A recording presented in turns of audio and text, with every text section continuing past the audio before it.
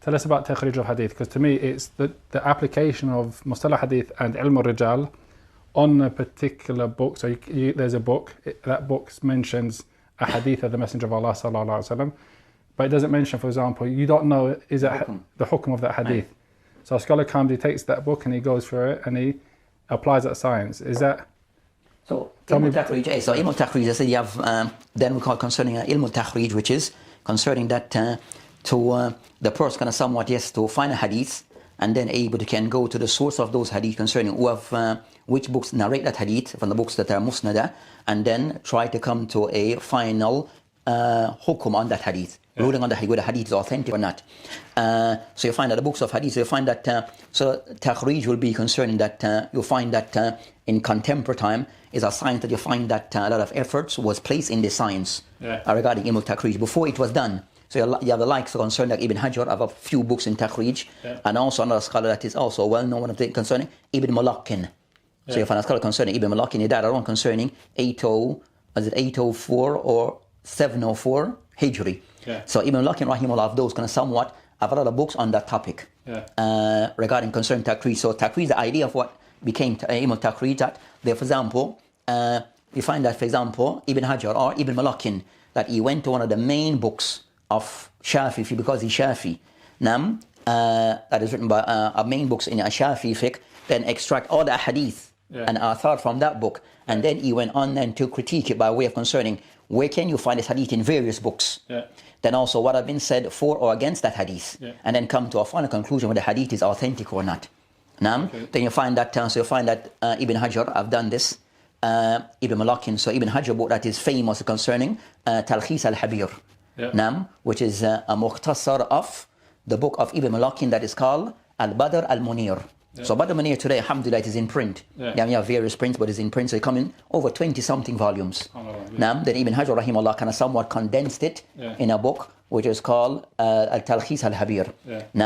It's a book originally, it's a book of Shafi. Those books are mainly concerning that Shafi. So to be concerned for a person who study, for example, Shafi fiqh, then that will be a book that is important for them to kind of somewhat to critique the hadith that they use in their books. So you find that every madhab of the ulama have gone through them. So you find out in contemporary time that you find that Shaykh Al-Bani rahimahullah, that you can somewhat also put a lot of emphasis in this area regarding concerning Takhreej al-Hadith. Now we find that for a while there was not that given its due attention. So Shaykh Al-Bani rahimahullah, when he came, he kind of somewhat start to critique books by way of critiquing the hadith in those books.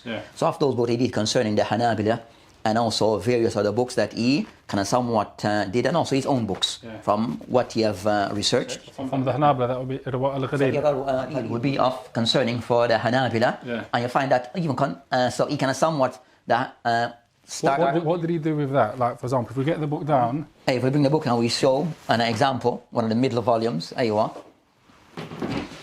What's an example of? So fine, concerning that. So I mentioned concerning Al-Ghalil fi Takhreej al-Hadith Manar al-Sabil. So in this case, concerned that Muhaddith, you'll go to a particular book. So they've done it in books in fiqh. They have done it in books in tafsir. Usul al-fiqh. So concerning Takhreej is not just restricted to, it's somewhat is to hadith. Concerning that, so they go to different books, in books of tafsir. So in this case, that you find concerning for each madhab, Al-Hanafi, Al-Maliki, Al-Shafi, and Hanabila. We have the Al-Zahiri. But as for those four, now that are more predominant, you find concern that efforts were there concerning the books of for the Hanafi. So concerning Al-Zayla'i, that he went to the books of one of the main books, Al-Hidayah, and he took out all the hadith from that book and make a takhreej of it. Check and verify the hadith whether they're authentic or not. And also with this, you see the errors where he may mention a hadith that doesn't exist. Completely fabricated. Not even doesn't exist, full stop. They can't find it in other books of hadith.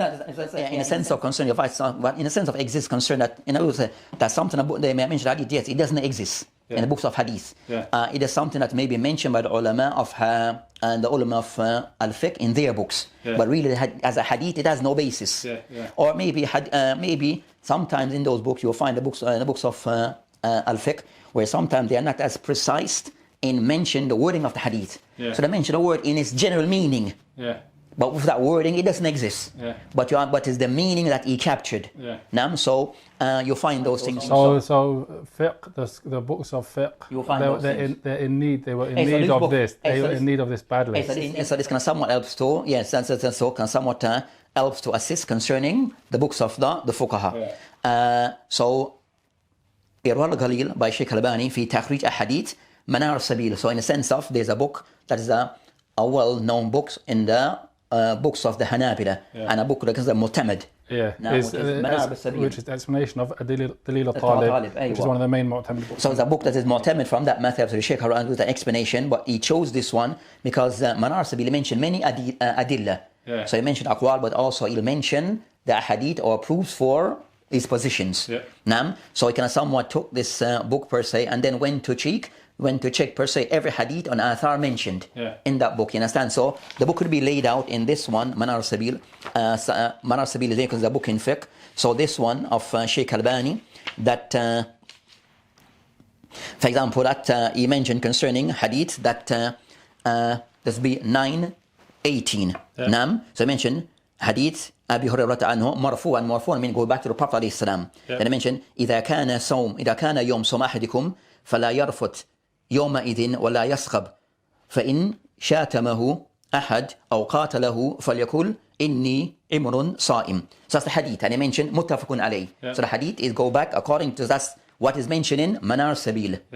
So now Sheikh Albani is going to do now from there, then he takes it from there. So they mention where it is mentioned in that book. You understand, which is page 220. Have a look at this, grab this, if you can zoom in on here so we can see the actual text.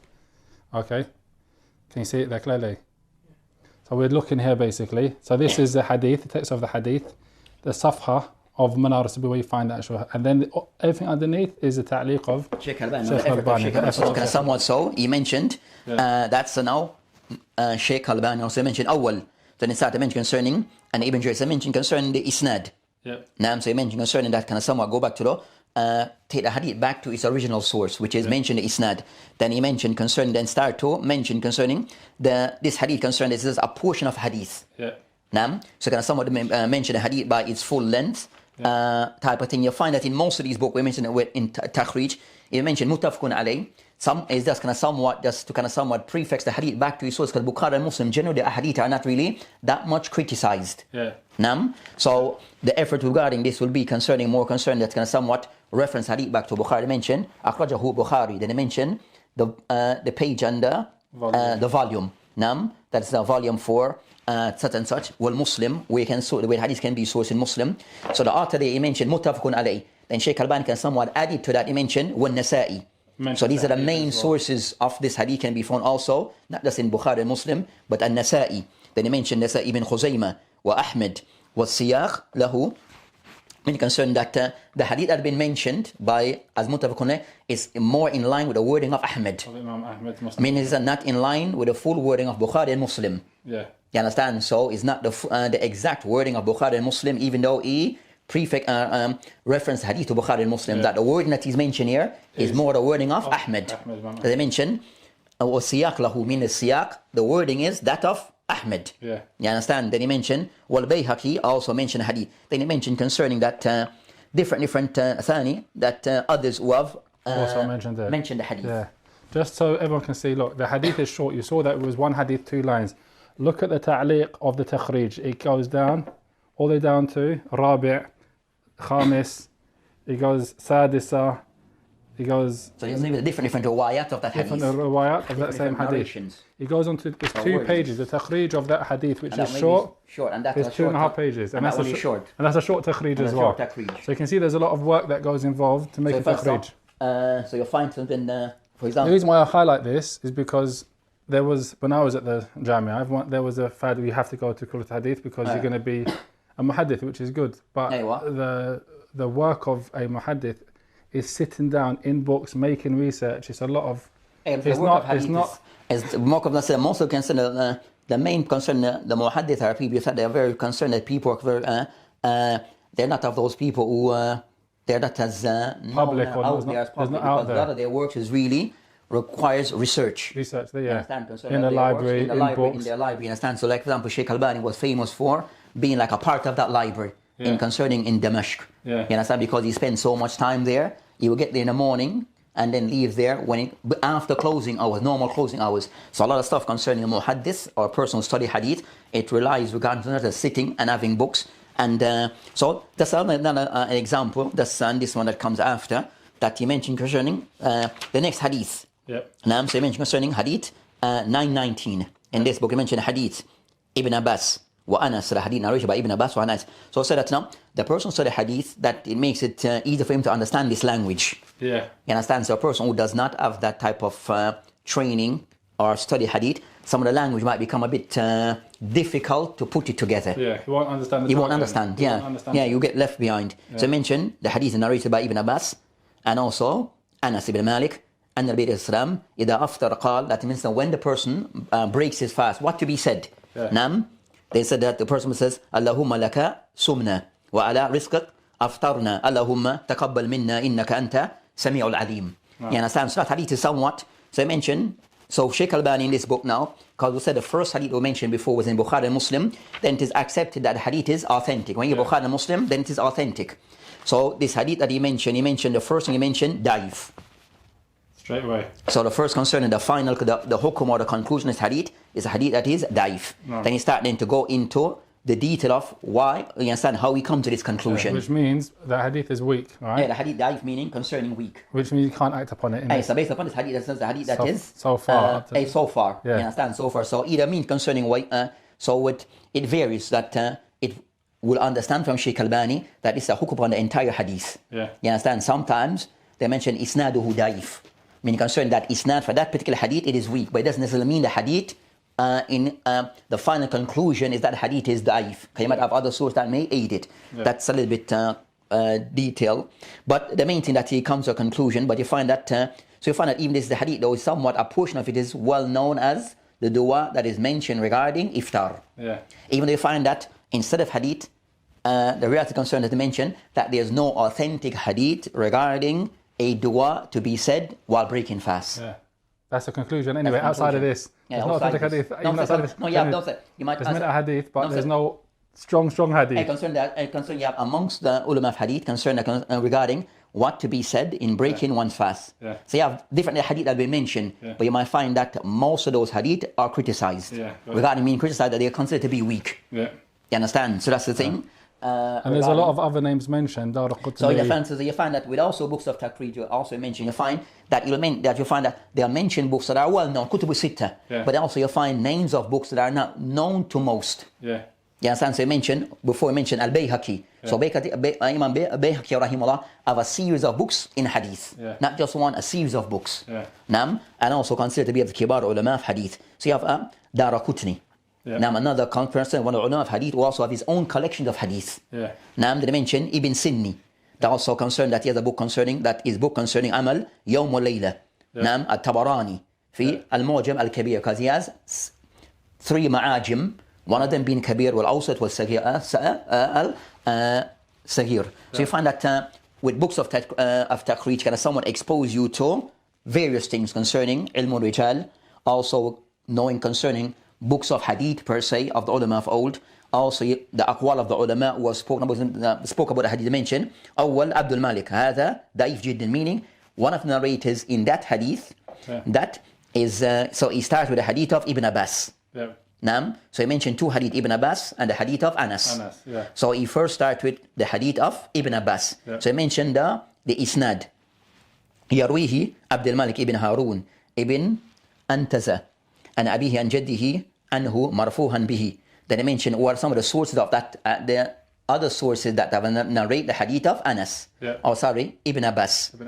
Then he mentioned Daraqutni and others who have also narrated the same hadith. Mentioned قلت, meaning Sheikh Albani, هذا إسناد ضعيف جدا فيه إلتان. It has 2 errors or 2 things to be looked at, or to be 2 of its shortcomings. So I mentioned one first. Al-Ula Abdul Malik, هذا one of the narrators, as I mentioned in the Isnad, Yarwi Abdul Malik ibn Harun. So this Abdul Malik is considered to be daif jiddan. How does he know this? قال ذهبي في ضعفاء. That Dhahabi rahimahullah, also the ulama of hadith, has a book called Du'afa, that he only mentioned that big people are weak. So the book is du'afa, narrators who are weak. What does he say in du'afa? Taraku, that he's been left, concerned that the ulama Fariq have left him. Now understand, so qala al-sadi dajjal. So the ulama also criticized being a dajjal, which is a very kind of somewhat severe criticism of a person. That's the taraku, meaning everyone left him, not just a few, everyone have left him. You understand? Understand, because the ulama of hadith, the kibar ulama of hadith, that have nothing to do with him, in the sense of they don't accept his narrating. You understand? So, and that's concerning the systems. I mentioned al-dhahabi again, naqla fil mizan. Also again, so that's ilm al-rijal here. And the one, so if we was to break down this, you find the first aspect is the mustalah hadith, the hukm of the hadith, da'if. And what is meant by da'if. And what is meant by da'if, for example, you're going to know that. The scholars of hadith know that. Understand. And after that he mentions the masadir that you find at hadith, whether it's the sources of the hadith, like you mentioned that you study.